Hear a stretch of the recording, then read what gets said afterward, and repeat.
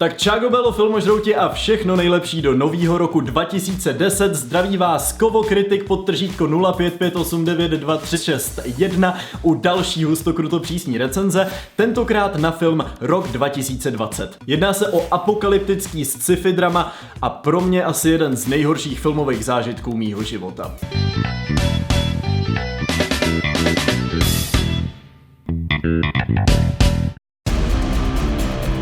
In 2020, Air pollution. Cyclone Devastated the Bahamas. Sitting U.S. president impeached. world will face the apocalypse. Coming this January, starring Donald Trump and Hassan Rouhani, 2020. That's true, by the way.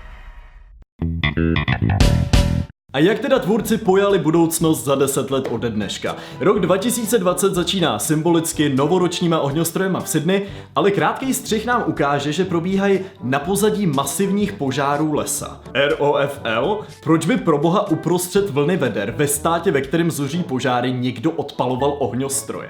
Ale nebojte, nad tím se tvůrci vůbec nepozastavují a tenhle ten scénaristicko-lobotomický výtvor pokračuje dál. Přesouváme se do kanceláře prezidenta Spojených států. Postava prezidenta svobodného světa je v roku 2020 vyobrazená jako nestabilní egomaniak s očima přilepenýma na displej, který žvejká cheeseburger. No to bylo dobrý možná tak pro bláznivou stereotypní komedii, ale pro vážně míněný sci-fi fakt ne. Jedním z mála pozitiv tohohle filmu je aspoň herecký výkon moderátora a realitního magnáta Donalda Trumpa.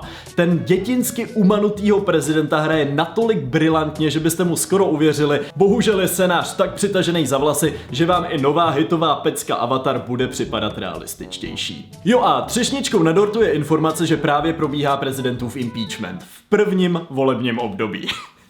Lol. Děj filmu potom skáče o několik dní dopředu a přesouvá se na Blízký východ. Sýrie je tam vyobrazená jako vybombardovaná pustina a Libye je celá poničená, takže klasický americký stereotypní vnímání tohohle regionu. A upřímně bych se o Libyi nebál ani při apokalypse. Vsadím se s váma o co chcete, že Muammara Kaddáfího od moci jen tak nikdo nedostane ještě několik dalších dekád. Nelogičnosti každopádně pokračují. Na irácký silnici sledujeme iránskýho generála, na kterýho z ničeho nic dopadnou rakety, konvoj, ve kterém sedí, vybuchuje, plameny šlehají, krev stříká, kosti se lámou, je to prostě totální mašírka, šílená řezničina a do toho se ozve I'm a bad guy a začne hrát nějaká podivná elektronická hudba.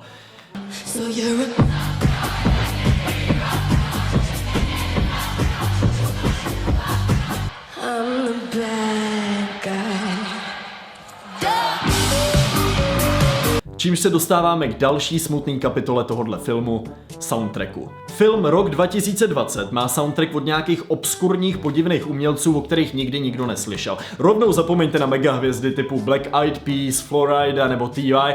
Tady k tomu filmu udělala hudbu Billie Eilish, Post Malone nebo Lil Nas X.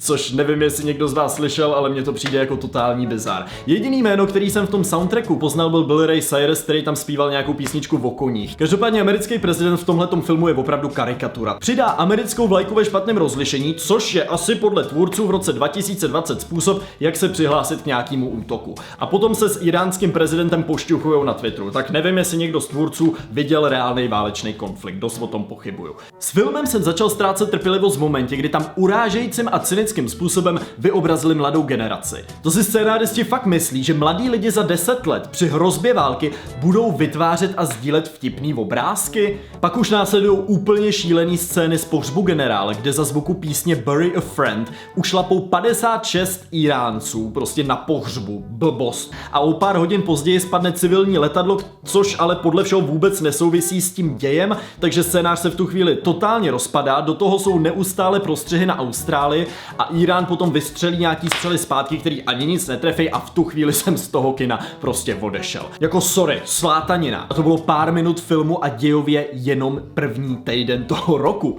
Já vůbec netuším, co by se dělo v tom zbytku. Suma sumárum, rok 2020 plný stereotypů. Americký prezident Coca-Cola Cheeseburger, Blízký východ rozbombardovaný v konfliktu, mladá generace smějící se bestie, totální stereotypy. Celý je to přitažený za vlasy chování hlavních protagonistů nedává vůbec žádný smysl, je to přehrocený, přehnaný množství násilí, nelogický návaznosti, nelogický chování těch států, do toho všude ty ohně, já jsem to absolutně nepochopil. Za mě je film Rok 2020 nejhorší událostí od úmrtí Michaela Jacksona minulý červen. A děkuji moc, že jste koukali na tohle video. Určitě dejte odběr, přidejte si mě na Faceu. MySpace už sdílet nebudu, protože ten už očividně asi odešel. No a možná si budu muset založit ten Twitter, když tam za 10 let budou vést války státníci. Tak se mějte krásně a ahoj.